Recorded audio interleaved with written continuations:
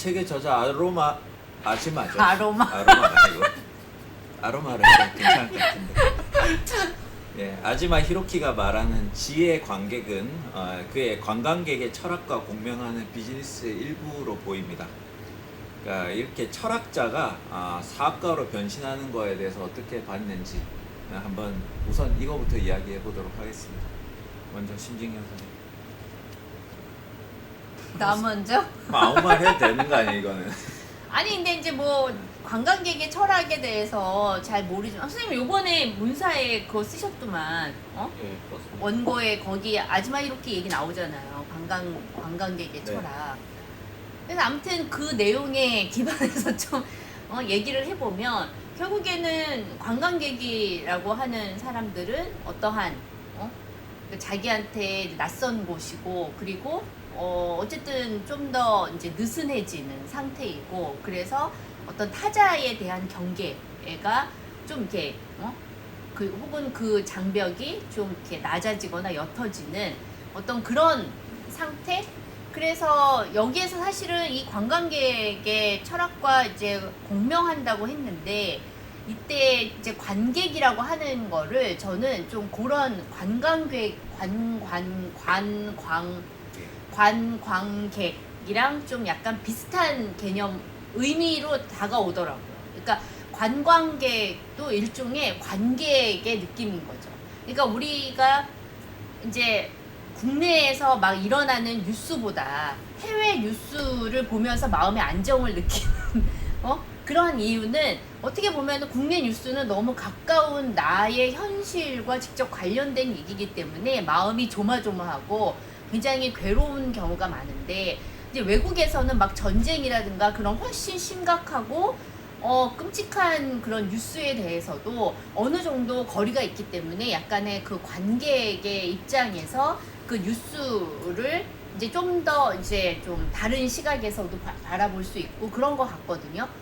그렇기 때문에 이 관광객과 이제 관객이라고 하는 것들이 어떻게 보면은 뭔가 이제 그 자기가 지금까지 가지고 있었던 어떠한 그런 습속들, 어떠한 그 자기가 속해 있던 커뮤니티의 그러한 이 뭐라 그럴까, 규율들, 뭐 이러한 것에서 조금 벗어나 있을 수 있는 거고, 좀 이제 너그러워지는 상태, 그러한 것들이 그리고 좀 더 객관적인 어떤 시선이 좀 가능한. 그렇다고 해서 이 관광객의 또 특징은 그것을 심층적으로 뭔가를 그거를 바라보거나 하는 게 아니라 그냥 일부만 볼 수밖에 없는 부분도 있는 것 같아요. 그렇지만 때로는 어떠한 그런 태도가 인문학에서 이러한 그 관광객 혹은 관객의 태도가 필요한 것이 아닌가. 그래서 이게 약간 인문학의 대중화하고는 좀 다른 그 측면인 것 같아요.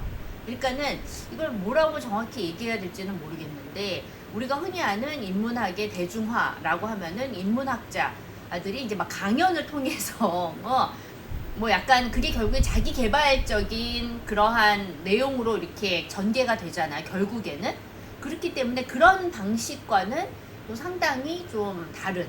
그래서 어떻게 보면은 조금 어려운 그런 철학적인 그런 내용이라고 할지라도 그런 강연이라고 하더라도 혹은 좀 자기의 일상과 직접적으로 접속되지 않는 그러한 어떠한 이슈에 대한 이야기를 한다고 하더라도 또 그 문제에 대해서 조금 거리를 두면서 막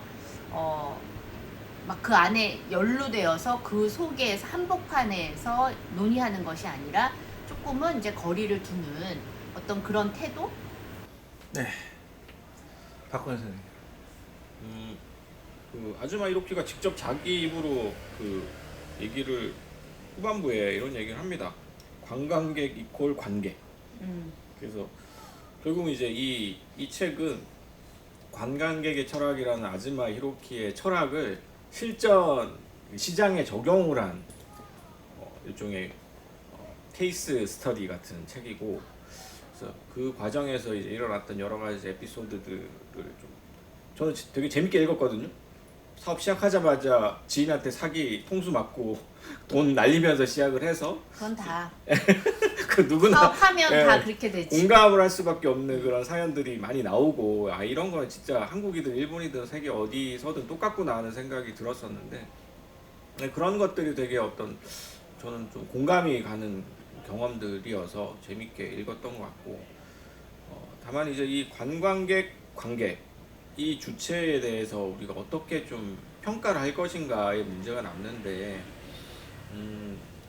저는 그렇습니다. 그러니까 관광객의 철학에 대해서 뭐 여기저기 제가 리뷰도 쓰기도 했고 이번에 문학과 사회에 쓴 책에도 앞부분에 이 관광객의 철학에 대한 좀 비판적인 논평을 제가 썼었는데 이 관광객이라는 주체가 아즈마 이로키의 표현에 따르면 글로벌리즘과 내셔널리즘 이 양자에 속하지 않는 제3의 주체라고 표현을 하거든요. 그러니까 글로벌리즘은 이른바 경제와 시장으로 대표되는 그런 영역이고 내셔널리즘은 전통적으로 국가 그리고 뭐 정치 거기에 해당되는 영역인데 그 양쪽의 규범에서 조금은 좀 한 발자국 떨어져 있는 그런 사람들 제 표현으로 따지면 그건 이제 약한 결속의 사람들인데 약하게 결속되어 있는 그래서 아주 연루되어 있지도 않고 아주 타자이지도 않은 그런 존재들을 대상으로 해서 우리가 뭔가를 해볼 수 있지 않겠느냐라는 게 이제 아즈마 이로키의 정치적인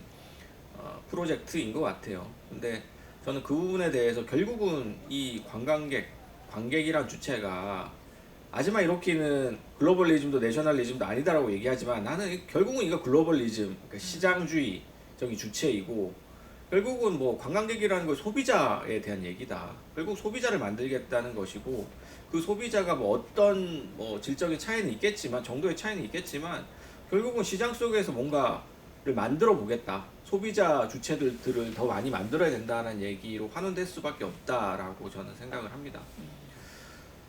근데 이제 그것이 과연 지금 우리가 처한 여러 가지 문제들 뭐 예컨대 생태 위기라든가 지금의 이 극우화되고 있는 정치적인 위기라든가 또 지금 이스라엘과 미국에 주도하고 있는 이 전쟁 3차 세계대전을 우려하고 할 수밖에 없는 이런 상황들 그런 문제들을 약한 결속의 정치라는 것으로 우리가 과연 풀어나갈 수 있을 것인가 하는 생각이 들어요. 그래서 아즈마 이로키가 2010년대부터 쭉 많은 책들을 내오는데 대부분 다 약간 소셜 미디어적 주체에 꽂혀 있어요. 그 소셜 미디어에서 만나는 그런 약하게 결속된 주체들에 대한 이야기가 굉장히 희망이고 대안인 것처럼 얘기를 하거든요. 물론 아마도 저는 아즈마 이로키가 자기 선배 세대의 일본 지식인들의 어떤 실천들에 좀 실망을 하고 그런 실망들을 보면서 조금 자신은 좀 다르게 가야겠다는 생각을 했을 수도 있어요. 예컨대 가라타니 고진 같은 아즈마 이로키 이전에 굉장히 세계적으로 성공한 지식인은 지적으로도 성공했지만 실천적인 운동도 많이 했었거든요. 그러니까 이분이 이제 마르크스를 유통 중심주의적으로 해석을 하고 나서 자신의 철학에 걸맞는 일종의 지역 화폐 운동 NAM이라는 지역 화폐 운동에 뛰어들어서 되게 열심히 했어요. 근데 이제 그게 한 10년 정도 열심히 했지만 결과적으로는 완전히 실패로 돌아갔거든요. 그런 것들을 보면서 많은 사람들이 비웃기도 했고 냉소하기도 했고 거봐라 뭐 결국 저 그 입으로만 떠드는 철학이 현실에서는 아무것도 아니지 않느냐라는 식의 얘기들을 많이 했던 것 같은데 아즈마 이로키도 그런 부분들 다 잘 알겠죠. 곁에서 지켜봤으니까. 그러면서 좀 저거보다는 보다 현실에 밀착된 방식으로 나는 내 철학을 좀 전개하고 싶다라고 생각을 했을 수 있고 또 기본적으로 이 아즈마 이로키가 조금 그 가라타니 고진 세대보다는 좀 훨씬 어린 세대다 보니까 그런 뭐 소셜 미디어라든가 시장 소비자 이런 부분에 대해서 조금 더 뭐라고 해야 돼 더 친화적인 부분들이 있는 것 같아요. 그리고 반면에 또 내셔널리즘이나 국가가 가하는 억압에 대해서는 또 굉장히 민감하고 그래서 결과적으로 이 아즈마 이로키가 얘기하는 것들이 점점 내셔널리즘에 대해서는 경계를 하지만 시장주의에 대해서는 경계심이 없는 상태로 흘러간 게 아닌가 철학 자체가. 그래서 그 관광객의 철학도 그렇고 그 이후에 나왔던 약한 결속이라는 책도 있는데 그런 책들을 보면은 사실은 시장에 대한 경계심은 없어요. 시장에 대해서 이것이 우려스럽고 불평등을 강화할 수 있고 이런 부분들에 대해서 거의 언급이 없고 국가의 억압에 대해서는 끊임없이 의심을 하고 경계를 하거든요. 그런 부분에서 저는 일종의 불균형을 느끼고 과연 이런 방식의 전략이 정치적으로 우리가 혹은 윤리적으로 이게 뭐 성공은 고사하고 정당한 것인가를 저는 질문을 하고 싶어요. 그래서 뭐 이 지혜 관객 만들기라는 비즈니스로서의 성공 여부를 떠나서 저는 이 아즈마의 철학, 이 바탕에 있는 이 비즈니스의 바탕에 있는 철학에 대해서 약간 근본적으로는 좀 의문을 갖고 있습니다. 다만 이제 저는 개인적인 고민들과 좀 연결을 해서 이 책을 재밌게 읽었던 이유는 저는 아카데미, 그 대학이라는 곳에 희망이 없다라고 생각하고 있고 그런 면에서 아즈마 이로키랑 똑같은 생각을 갖고 있어요. 아즈마 이로키 역시도 대학에 자리 잡을 수도 있었지만 본인이 대학이라는 곳에 희망을 느끼지 못하고 결국은 그가 얘기하는 관계, 소비자들과 직접 만나는 지식인이 되길 선택한 거잖아요. 적극적으로. 저 역시도 사실 그런 선택에 가까운 삶을 살고 있는 사람으로서 이 아즈마 이로키가 어떻게 이 새로운 길을 개척하는지에 대해서 굉장히 좀 흥미가 있었고 또 그의 철학에 대해서 비판적인 것과 별개로 좀 나름대로 또 저는 동세대의 그런 프리랜서로서 응원하는 마음도 있거든요. 그래서 그런 면에서 좀 재밌게 읽었던 책인 것 같습니다. 네, 박 이상 선생님. 네, 뭐 저는 앞서서 일반 의지 2.0도 이야기했지만 그때보다는 많이 나아졌다. 뭐다 이제 어서 일반 평가질이야. 의지 때보다. 어디서 평가질이야 우리야 왜냐면 아즈마 히로키를. 일반 의지 2.0은 읽으면서 무슨 생각이 들었냐면 그 책은 욕 많이 먹었죠. 그러니까 뭐 그게 칸트의 일반 의지 개념을 뭐 제대로 읽은 게 맞냐부터 해가지고 온갖 비판이 있었지만 제가 느끼기에는 뭐냐면 인공지능이나 SNS에 어떻게 보면은 이 거대한 횡설수설까지도 과연 일반 의지 안으로 포함시켜서 이걸 인류의 총의로 받아들여야 되느냐? 마치 에반게리온 같은 그런 파괴적인 결말, 인류의 총이라고 하는 것들을 다 모아놓고 보니 끝은 절망이었다. 뭐 이런 식의 결말로도 갈 수 있는 건데 그걸 되게 낙관적이고 의지적으로 읽어냈던 게 일반 의지 2.0으로 저는 기억을 하거든요. 근데 그때에 비해서 보자면 스스로도 복귀를 하고 있지만 이제 실제로 이러한 경험들을 겪다 보니 이 사람이 대단히 경험론적인 측면에 조금 더 점수를 주기 시작해요. 뭐냐면은 이제 마지막에도 나오지만 소셜 미디어와 온라인 상에서의 관계성만으로는 세상을 바꿀 수 없다라는 거를 인정하는 국면들이 분명히 존재하고 그 중에서 하나가 호모소셜로부터의 탈피를 강조를 하잖아요. 비슷한 동종의 사람들이 모여가지고 그 동종의 사람들의 목소리를 모아서 어떤 정치적 자기 정체성 같은 것들을 수사하고 정체성 정치를 펼쳐서 세상을 바꿀 수 있을 것이라고 했었던 그런 것들이 어떻게 보면 이 소셜 미디어라고 하는 것에 날개를 달아줬다. 근 한 10년간의 인터넷 커뮤니티 지형이었다라는 점을 생각을 하면 심지어 아직도 우리나라의 커뮤니티 정체성은 거기에 머물러 있잖아요. 동종 정체성들을 모아서 펜코 같은 사이트에서 2대남들 우리끼리 뭔가 목소리를 내서 세상을 뭐 이런 것들을 바꿔보자 뭐 비난해보자. 근데 결과적으로 그런 것들이 얼마나 혐오적이고 혹은 세상에 대한 어떤 긍정적인 비전과는 무관하게 타인에 대한 혐오와 타자에 대한 엄격함, 내로남불의 논리로 귀결되었는가라고 하는 것들을 들여다보면 저는 그런 의미에서 아즈마 히로키가 그때보다 한 10여 년의 이 경영인으로서의 분투 속에서 뭔가의 변화적 입장에서 관객이라는 개념을 끌어당기고 있다라는 점은 분명히 보이고 그게 이제 박건현 선생님 이야기해 주셨던 것처럼 내셔널리즘과 시장주의 사이에서의 적절한 밸런스라고 하는 것들이 참 중요한데 그 한편에서 그것을 충분히 밸런스를 지키지는 못할 수 있겠지만 밸런스를 잡아가는 과정일 수도 있다 라는 점을 좀 이야기를 하고 싶고 그게 어떻게 보면 그런 가능성들을 좀 이 책 안에서 계속해서 강조하고 싶었던 게 저는 이 오배송이라는 개념이 오배송 아닌가 싶어요. 그러니까 결국에는 경영인으로서도 뭐 자본을 뭐 축적하기 위해서 이윤을 극대화하기 위해서 뭐 시장주의 안으로 파고 들어가는 그런 방식은 아니지만 결과적으로 이 부적격한 경영인이 하다 보니까 어떻게 실수로 성공하는가. 근데 있어 보이게 오배송 대리다자기는 오배송이고 요행수를 말하는 거잖아요. 아 여행수라기보다는 어쩌다 보니 심어두기. 그게 요행수잖아.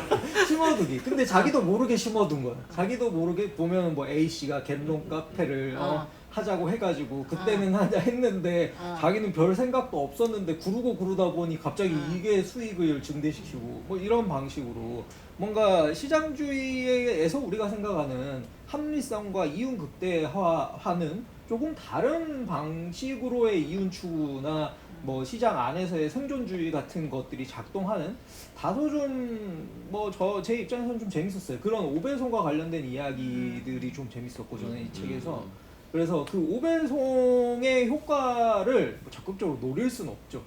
노릴 수는 없지만 그런 것들이 어떻게 보면은 이 자본주의 친화 시장주의 안으로 뭐 포함되어가는 과정 안에서도 예상치 못한 효과 같은 것들을 불러일으킬 수 있다라는 점, 그게 또 아즈마 히로키가 포기하지 못한 낙관주의일 수도 있겠지만 좀 그런 부분들을 뭐 고려해서 읽으면 나름대로 밸런스를 잡아가는 과정이 아닐까라는 생각도 아니 저는 근데 했어요. 아즈마 히로키는 오배송이라는 표현도 그렇고 그러니까는 그냥 사업하는 사람이라면 시작을 잘 모르는 상태 시작하는 사람이라면 막 자기가 이제 막 그런 열렬하게 추구했던 건 좀 안 될 수도 있고 어쩌다가 이렇게 했던 게 갑자기 터질 수도 있고 사업이라는 게 어떤 여러 가지 자기가 의도한 대로 계획한 대로 되지 않는 경우가 많잖아요.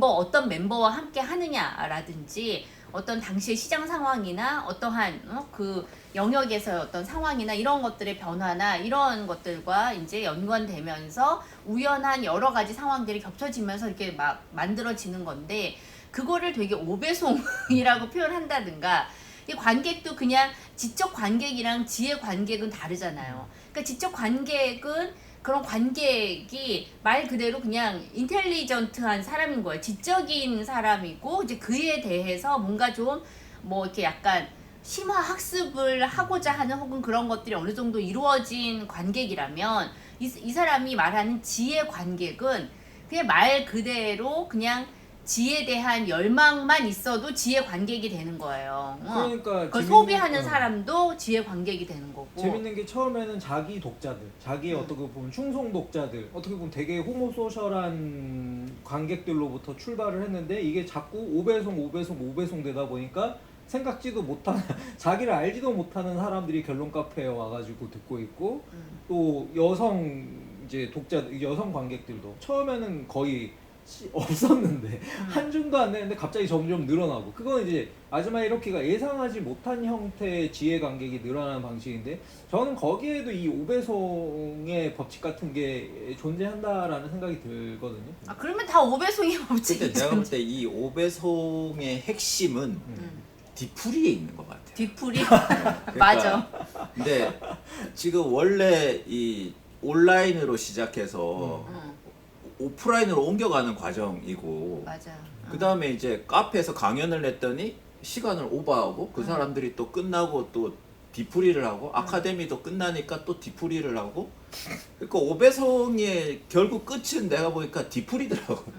근데 이거는 그러니까 뭐 오배송이라는 거는 내가 볼 때 약간 이 양반의 의미화인 것 같고 그냥 솔직히 얘기하면 이제 오프라인의 중요성 같은 건데 제가 생각했을 때는 근데 이거는 지금 우리 사회에도 좀 시사하는 바가 있는 것 같아요. 왜냐하면 우리 지금 뒤풀이 문화가 없잖아요. 맞아. 없어지고 있어요. 특히 대학생들 같은 경우에 제가 조모임을 과제 낼 때 무조건 오프라인 조모임을 지정하거든요. 몇 번 하라고. 이 과제는 한 번, 이 과제는 두 번 이런 식으로 지정을 해서 밖에서 모이게 만들거든요. 그래서 사진 찍어서 올리라고 하는데 강의 평가 보면 이거 안 하면 안 돼요. 힘들어요. 뭐 이런 게 되게 많아요. 그러니까 조모임조차도 이제 저기서 하는 거예요. 카톡에서 하고 그리고 가끔 또 제가 뭐 이제 방학 때 워크숍 같은 거 하면 학생들 불러 모아서 같이 이제 술도 먹고 이야기를 시키면 이런 경험이 처음인 애들이 많아요.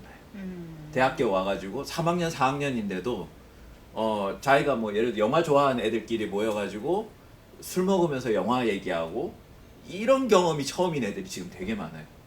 그러니까 이게 어떻게 보면 코로나가 남긴 일종의 상처 같은 것들인 걸로 보여요. 그러니까 온라인에 너무 적응돼 있다 보니까 사람들이 오프라인에 나와서 자기들끼리 이야기를 하고 뭔가를 한다는 거를 지금 잘 모르고 있는 거예요. 그걸 까먹었어요. 내가 볼 때 사회적으로. 그러니까 이제 이걸 불편해해요. 이제 시간 내서 만나고 뭐 사람들 불평 듣고 이게 힘들잖아.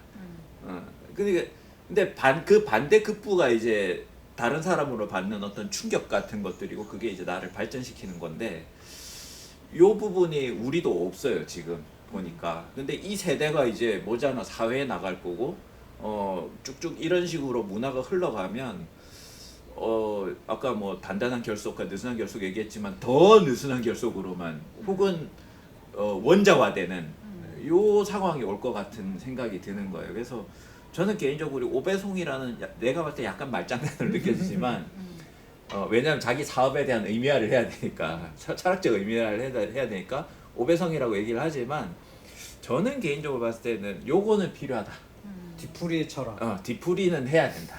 아니 그리고 여기 뒤풀이에다가 플러스 이 사람이 이제 뭐 여러 회계, 격리 이런 것도 그냥 인터넷이 아니라 컴퓨터에 그거를 입력을 하는 게 아니라 이걸 다 실물화. 그거를 다 이제 기록을 해서 그거를 다 출력을 해서 그거를 다 이제 그 문서를 그 서류를 이제 만드는 거예요. 그 파일을. 그래서 그거를 책장을 자기가 이케아에 가서 주문해가지고 자기가 이제 투어 떠나고 그 사이에 하라고 했는데 그걸 안 해놓으니까 이제 이 사람이 이제 뭐 자기가 여행 갔다 온 직후에 자기가 막 해서 거기에 이제 서류 꽂아놓는 얘기가 있잖아요. 그러니까 어떻게 보면은 약간 이제 무슨 다 AI가 그런 거 다 해주는 그런 시대에 직접 자기가 어떤 실감의 영역에서 이런 것들을 기록하고 즉 기록한 것들을 이렇게 어떤 육체화된 형태로 그것들을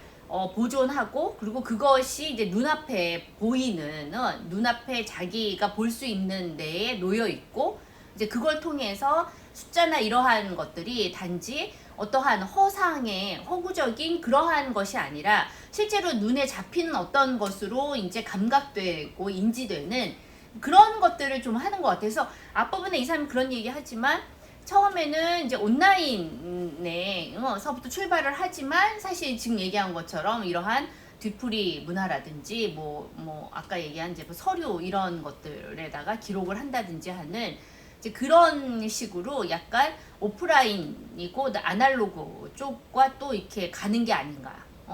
그리고 이게 지금 뒤풀이 얘기도 했지만 사실 한국에서도 그 뒤풀이가 예전에 우리가 이제 뭐 문단에서 뭐 작가 그다음에 평론가 뭐 이런 사람들이 출판사의 편집자들이랑 같이 되게 많이 어울렸거든요.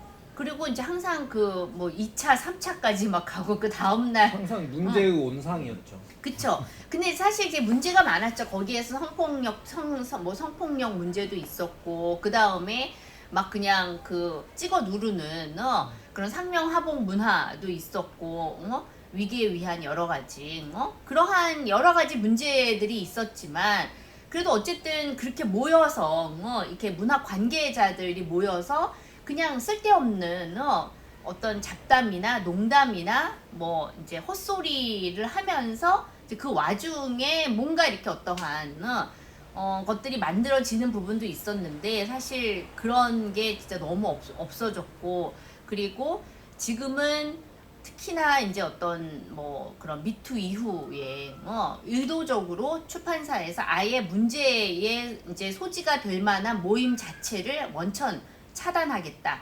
라는 식으로 이제 가게 되면서 이제 그러한 모임이 지금 더 없어지고 그야말로 자기들 마음 맞는 사람들끼리의 그러한 그렇죠. 소모임으로 호모 소셜한 커뮤니티 그러한 걸 중심으로 해서 만나는 거예요. 그러다 보니까 그러니까 자기랑 뜻이 맞고 생각이 통하고 의사소통이 되는 사람들하고만 만나니까 이제 그러한 생각들이 더 강화되고 그리고 그와 다른 사람들을 만날 기회들이 점점 없어지는 거야. 그러니까 그게 제가 볼 때 터널화 되는 것 같아요. 제가 이제 요즘 사이비 종교 관련한 이야기를 쓰다 보니까 그걸 많이 공부를 하고 있는데, 그러니까 인간이 터널에 들어가면 앞에 있는 그것만 보인다는 빛만 보인다는 거 아니에요. 그러니까 사이비 종교가 인간을 그 격리시킨 이유가 거기 이제 하나의 맹목적으로 만들기 위해서 그런 건데, 그러니까 요즘 fem코나 뭐 이렇게 모임이 작아지면 작아질수록 그게 터널화 되는 것 같아요. 그러니까 외부랑 차단되고 스스로 우리는 연결돼 있는 것 같지만 외부랑 차단되고 안에 같은 생각과 같은 것만 공유한 사람끼리 있다. 그러니까 일종의 동종이죠. 동종끼리만 모여 있다 보니까 그 생각이나 이런 게 다 터널화돼 갖고 다 극단화되는 거죠. 제가 볼 때 일종의 사이비 종교 같은 현상인 것 같아요, 이게. 그러니까 다른 게 아무것도 귀에 안 들어오는 거예요. 옆에서 뭐라고 해도. 근데 이제 이걸 깨줄 수 있는 대안 중에 하나가 제가 볼 때는 다른 사람과 만나는 거거든요. 나랑 다른 사람과 보면 아닌 걸 알잖아요. 지금 20대도 그렇잖아요. 20대 그러다가 30대에 좀 구구 성향이 누그러진 이유가 직장 생활을 하는 것도 크다는 거 아니에요. 나랑 다른 사람을 만났기 때문에 그게 깨지는 것도 크다는 거 아니에요. 그러니까 제가 볼 때는 이 지금 요 끼리끼리 모여 있는 이게 느슨한 결속이라고 얘기하지만 사실은 그 느슨한 결속은 어떻게 보면 인간을 더 좁은 데로 가두고 터널화시키는 과정인 것 같아요.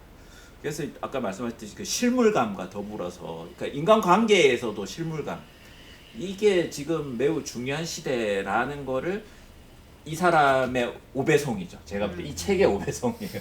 다른 의미로서 이 책이 알려주는 것 같아요. 제가 볼 때는.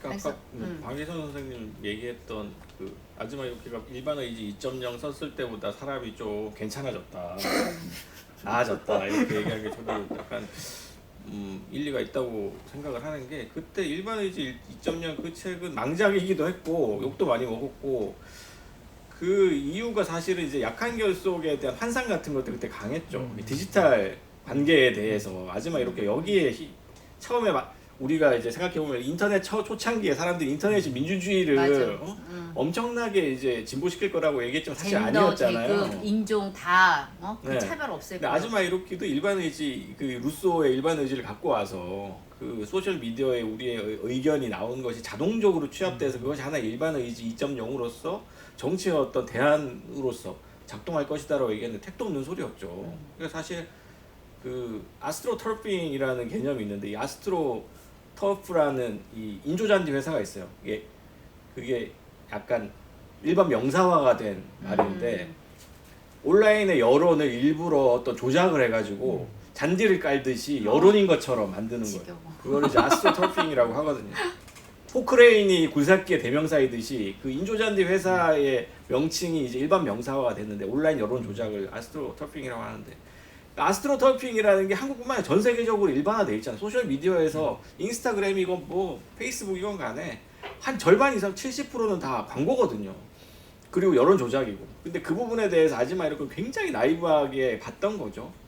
근데 이제 이 사람이 실제로 오프라인에서 사업을 해보고 사람들을 만나다 보니까 이 온라인에서의 만남이라는 것에 대해서 조금 이제 이게 아니다, 이것만 가지고 안 된다라는 것들을 알게 된 거죠. 그러면서 이제 어떤 아까 얘기했던 영수증도 직접 손으로 써보고 직접 꽂아놓고, 이건 약간 좀 저는 동의를 할 수 없는데 좀 꼭 도장을 찍어야 된다는 일본인스러움이 있어. 일본스러운. 네.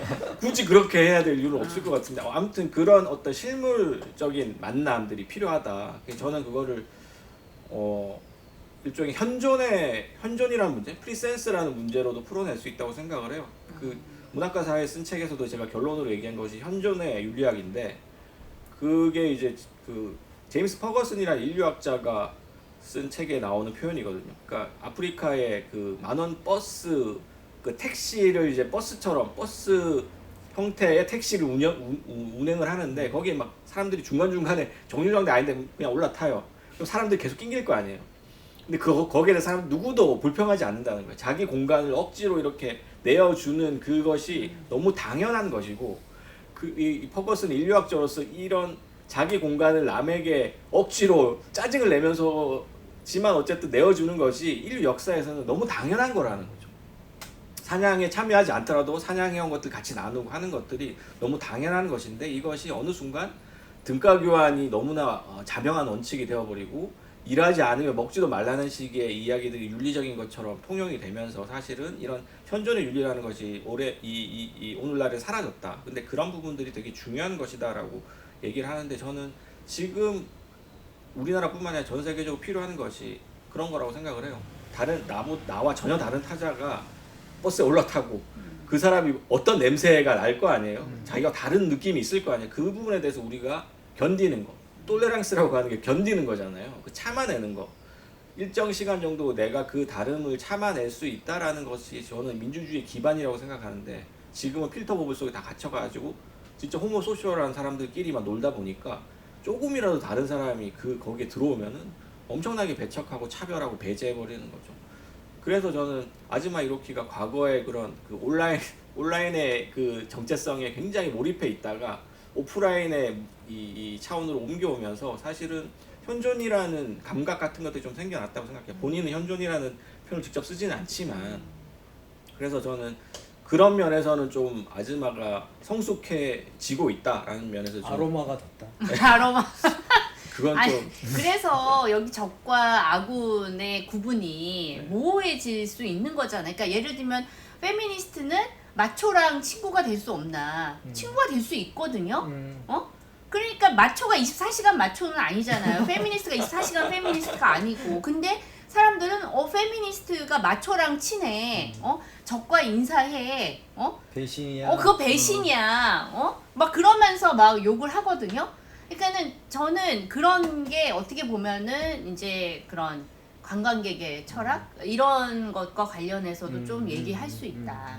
이게 어쨌든 그런 면에서 아즈마 히로키가 본인의 생각을 사실은 상당 부분 틀었어요. 그 일반 에이지 2.0이나 관광객의 철학 시절보다는 사실은 굉장히 현존의 정치학이나 현존의 윤리학 쪽을 많이 틀었는데, 본인은 이제 예전에 자기가 했던 얘기가 있으니까 완전히 그것을 뒤집지는 못하고 사실 계속해서 이제 오배송이니 뭐냐 하면서 자꾸 이제 수정해 나가고 고쳐 나가고 있는데, 사실은 제가 봤을 때는 그 당시에 얘기했던 거랑 그 당시의 관광객의 철학이랑 지금의 관광객의 철학은 좀 다른 얘기예요, 이미. 그래서 저는 그런 부분들도 좀 재미있다고 생각을 하고, 또 그렇기 때문에 아즈마 히로키가 여전히 읽어볼 만한 철학자가 아닌가 하는 생각도 해봅니다. 네, 우선 뭐 이 책의 키워드는 사실 오배송하고 그 관광객의 철학이 왜 나오게 됐느냐, 이 두 가지가 큰 키워드인데, 오배송에 대해서는 충분히 이야기를 한 것 같으니 다음 주제로 넘어가도록 하겠습니다.